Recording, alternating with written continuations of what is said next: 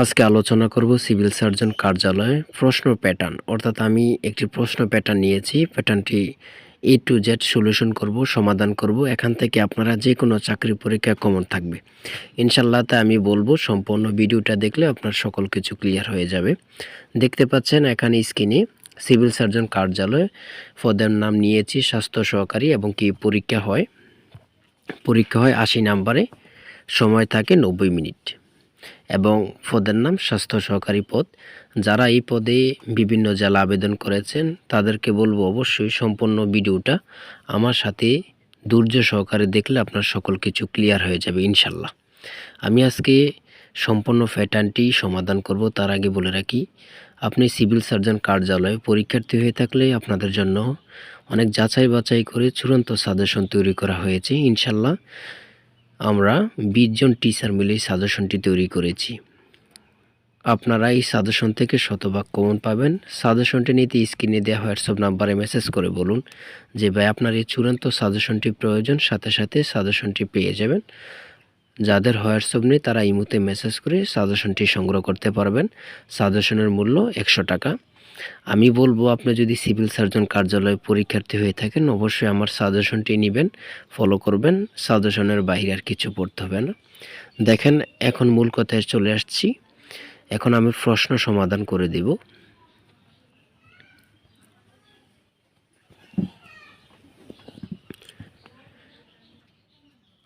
Civil surgeon অর্থাৎ লিখিত পরীক্ষায় প্রত্যেকটি জেলায় প্রায় জেলা হয়ে থাকে। হাতে গোনা কয়েকটি জেলায় যদি এমসিকিউ পরীক্ষা হয়, না হয় প্রত্যেকটি জেলায় কিন্তু আপনারা জানেন লিখিত পরীক্ষা হয় ইনশাল্লাহ। আপনারা লিখিত পরীক্ষার জন্য ভালোভাবে প্রস্তুতি নেবেন। দেখেন লিখিত পরীক্ষায় কয়েকটি ধাপ থাকে, যেমন প্রতিশব্দ, বিপরীত শব্দ, সন্ধি বিচ্ছেদ এবং কি ট্রান্সলেট। প্রত্যেকটা লিখিত পরীক্ষা থাকবে, লিখিত বলেন আর এমসিকিউ। এবং কি লিখিত পরীক্ষা একটি যে ধরেন 5 সেন্টেন্স বা 7 সেন্টেন্স বলবে পদ্মা সেতু বা ডিজিটাল বাংলাদেশ সম্পর্কে লেখার জন্য, ওইটাই পার্থক্য। আমরা জানি লিখিত পরীক্ষা মানে লেখা এবং এমসিকিউ পরীক্ষা মানে এটা বরাট করা।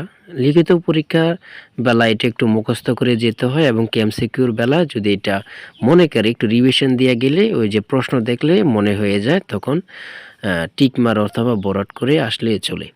দেখেন আমি এখন সমাধান করতে চলেছি। দেখেন সর্বপ্রথম রয়েছে গিরি শব্দের 5টি প্রতিশব্দ লিখুন। গিরি শব্দের 5টি প্রতিশব্দ লিখুন, যেটা 5 নাম্বার, প্রত্যেকটি শব্দের জন্য 1 মার্ক করে। যেমন পাহাড়, পর্বত, অচল, শৈল ও ভূধর। তারপরে 2 নম্বরে রয়েছে বাংলাদেশের জাতীয় সঙ্গীতের রচয়িতাকে, খুবই গুরুত্বপূর্ণ। সুরকার কে? তিনি কি খেতাবে খ্যাত? জন্মসাল কত? তিনি কোন দেশের নাগরিক? উত্তর হচ্ছে বাংলাদেশের জাতীয় সঙ্গীতের রচয়িতা রবীন্দ্রনাথ ঠাকুর। তিনি গগন এবং বাউল গান আমি কোথায় পাবো তারে এর সুরের অনুকার গানটির সুরারোপ করেন। তিনি বিশ্বকবি ও কবিগুরু খেতাবে ভূষিত। রবীন্দ্রনাথ ঠাকুর 7 মে 1861 সালে জন্মগ্রহণ করেন। তিনি ব্রিটিশ ভারতের নাগরিক। তারপরে রয়েছে দেখুন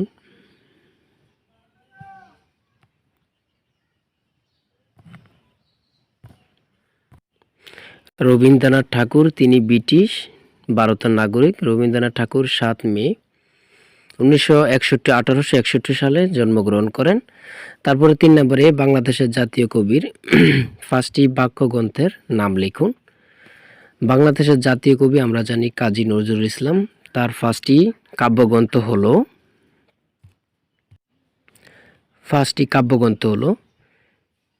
অগ্নিবীণা, বিষের বাঁশি, বাঙ্গার গান, দোলন চাপা ও চক্রবাক। দেখেন রবীন্দ্রনাথ এবং কি কাজী নজরুল ইসলাম, বঙ্গবন্ধু শেখ মুজিবুর রহমান, এই 3টা ব্যক্তির সম্পর্কে আপনার পর্যাপ্ত পরিমাণে জানার প্রয়োজন আমি মনে করি। কারণ যে কোনো চাকরি পরীক্ষায় 3 জন মানুষ থেকে, এই 3টা ব্যক্তি থেকে অনেক প্রশ্ন আসে। এমন কোনো পরীক্ষা নাই যে আসে না তাদের থেকে। তারপর রয়েছে সন্ধি বিচ্ছেদ। কিছু কিছু সন্ধি বিচ্ছেদ আছে যেগুলো বারবার পরীক্ষা আসে, যেমন অধ্যক্ষ, অধিপ্লাস অক্ষ। যথাযথ, জৈনিক, ভক্ত, সংখ্যা। ঠিক আছে, আপনারা এগুলো দেখে নেবেন। তারপরে রয়েছে দেখুন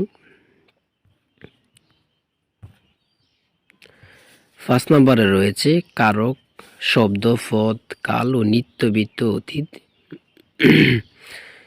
এ শব্দটি যা ক্রিয়া সম্পাদন করে বাক্যস্থ ক্রিয়াপদের সঙ্গে নামপদের যে সম্পর্ক তাকে কারক বলে।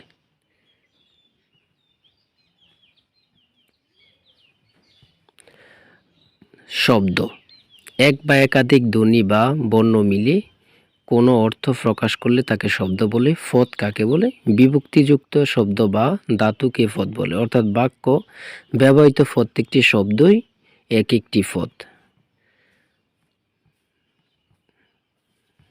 তারপরে কাল কাকে বলে, যে দেখেন ক্রিয়া সংগঠনের সময়কে কাল বলে, খুবই গুরুত্বপূর্ণ। নিত্যবৃত্ত অতীত, নিত্যবৃত্ত অতীত হচ্ছে অতীতকালে যে ক্রিয়া সাধারণত অভ্যস্ততা অর্থে ব্যবহৃত হয় তাকে নিত্যবৃত্ত অতীতকাল বলে। আচ্ছা, 6 নম্বরে দেখেন অ্যান্টোনিমস। অ্যান্টোনিমস লিখিত পরীক্ষায় ধরেন 100টি পরীক্ষা লিখিত হলে এখান থেকে 90টি পরীক্ষা অ্যান্টোনিমস থাকে, যেমন ডে, বিজি, এগুলো আপনারা দেখে নেবেন। আমি দেখেন এখানে ডে, নাইট, এগুলো সবগুলো রয়েছে, এগুলো আপনারা দেখবেন। তারপরে 7 নম্বরে কি বলেছে দেখুন,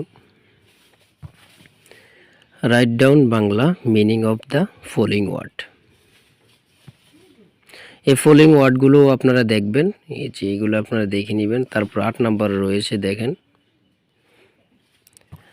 fill in the blanks, the main, এগুলো আপনারা দেখবেন। তারপর ট্রান্সলেট, এই যে আমি বলেছি ট্রান্সলেট প্রত্যেকটা পরীক্ষা থাকবে, লিখিত বলেন আর এমসিকিউ বলেন।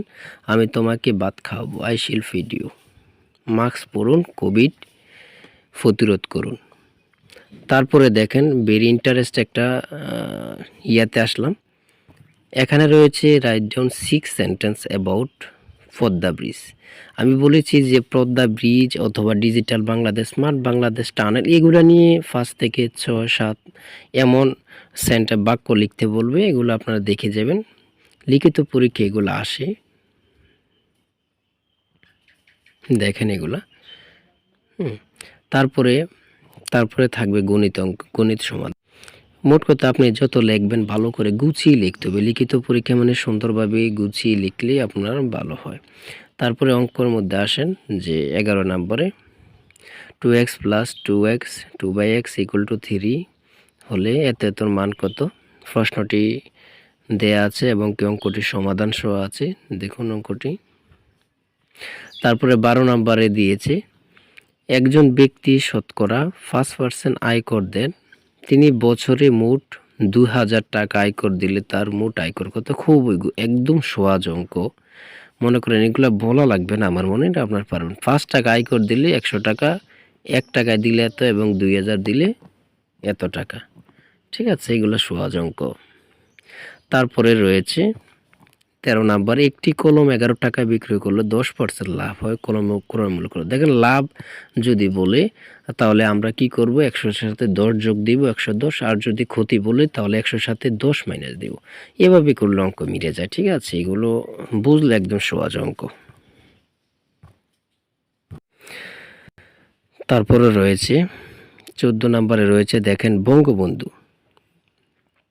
আমি এটাই বলেছি, বঙ্গবন্ধু রবীন্দ্রনাথ ও কাজী নজরুল ইসলামকে সম্পর্কে ভালোভাবে আপনারা দেখে যাবেন। বঙ্গবন্ধু কোথায়, কত সালে জন্মগ্রহণ করেন এবং কত সালে মৃত্যুবরণ করেন। আমরা সকলে হয়তো বা বঙ্গবন্ধু সম্পর্কে জানি, কিন্তু আরও ভালো করে জানার দরকার, কারণ পরীক্ষা এগুলো থেকে 3টা ব্যক্তি, যে বঙ্গবন্ধু, কাজী নজরুল ইসলাম এমনকি রবীন্দ্রনাথ ঠাকুর সম্পর্কে থাকবে। তিনি জন্মগ্রহণ করেন 17 মার্চ 1920, গোপালগঞ্জ জেলার টঙ্গিপাড়া গ্রামে জন্মগ্রহণ করেন। 15 আগস্ট 1975 সালে কতিপয় বিপথগামী সেনা অফিসারদের হাতে ধানমন্ডি 32 নম্বর রোডের 777 নং বাড়িতে বঙ্গবন্ধু পরিবার 17 সদস্য শহীদ হন। তারপরে রয়েছে 15 নম্বরে ইপিআই এর পূর্ণরূপ কি? ইপিআই এর আওতায় জন্মের 12 মাসের মধ্যে শিশুকে কতটি রোগের বিরুদ্ধে টিকা দেওয়া হয়? জরায়ুমুখ ক্যান্সার প্রতিরোধে কি টিকা দেওয়া হয়? দেখেন, আমি মনে করি স্বাস্থ্য সহকারী পদের জন্য অর্থাৎ সিভিল সার্জন কার্যালয় পদের জন্য এই প্রশ্নটি খুবই গুরুত্বপূর্ণ। আর আপনারা এই সম্পর্কে জানবেন, ঠিক আছে, ভালো করে এগুলোর আপনারা দেখে নেবেন। তারপরে 16 নম্বরে কি বলেছে দেখুন, ইউনিয়ন পরিষদের মোট নির্বাচিত সদস্য সংখ্যা কত? গুরুত্বপূর্ণ। রাজবাড়ী অথবা আপনি যে জেলা পরীক্ষার্থী হন না কেন ওই জেলার মোট ইউনিয়ন কত, এই জেলা সম্পর্কে আপনারা কিছু জেনে যাবেন, কারণ আপনার নিজ জেলা পরীক্ষা দিবেন, এই জেলা সম্পর্কে কিছু জানবেন। এগুলো দেখেন। তারপরে রয়েছে সর্বশেষ দেখেন রয়েছে 17 নম্বরে বঙ্গবন্ধু রচিত 3টি বইয়ের নাম খুব গুরুত্বপূর্ণ। অসমাপ্ত আত্মজীবনী, কারাগারের রোজনামচা ও আমার দেখা নয়া চীন। এই তিনোটা থেকে যে কোনো পরীক্ষায় বারবারে আসে, ইনশাল্লাহ আপনারা সকলেই জানেন এখান থেকে আসে। দেখেন, তারপরে রয়েছে স্বাধীন বাংলাদেশকে স্বীকৃত দানকারী প্রধান দেশের নাম কি? খুব গুরুত্বপূর্ণ। যে দেশে রাষ্ট্রপ্রধানের পদবি কি সে দেশের রাষ্ট্রপ্রধানের পদবি কি? দেশটির রাজধানীর নাম কি? দেশটির রাজধানীর নাম হচ্ছে সর্বপ্রথম স্বীকৃতি দান দিয়েছে আমরা জানি ভুটান, দ্বিতীয় দিয়েছে ভারত। ভুটানের রাষ্ট্রপ্রধানের পদবি হচ্ছে রাজা। দেশটির রাজধানী থিম্পু। যদি বলো ভুটানের রাজধানীর নাম কি? থিম্পু। এটাও খুব গুরুত্বপূর্ণ, পড়লে পড়ালেখার অভাব নেই। সকলে ভালো থাকবেন। অবশ্যই যদি ভালো লাগে থাকে চ্যানেলটি সাবস্ক্রাইব করে পাশে থাকবেন এবং আমার সাজেশনটি আপনারা ফলো করবেন, এখান থেকে শতভাগ কমন পড়বে। সবাই ভালো থাকবেন, সুস্থ থাকবেন। আল্লাহ হাফেজ।